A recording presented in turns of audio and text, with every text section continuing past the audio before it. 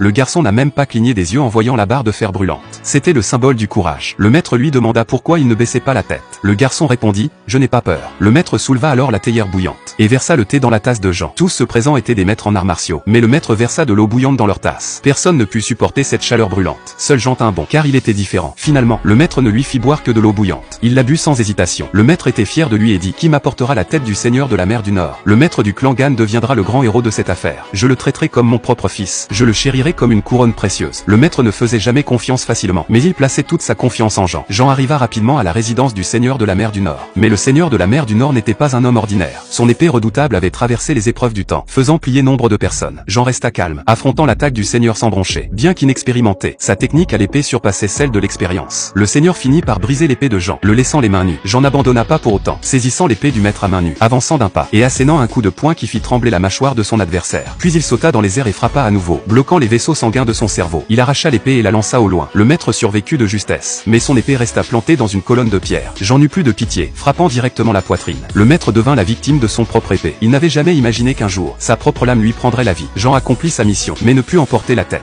Des centaines de membres du gang de la mer du Nord avaient encerclé les lieux. Mais pourra-t-il vraiment rapporter la tête tranchée à son maître et devenir vraiment son fils?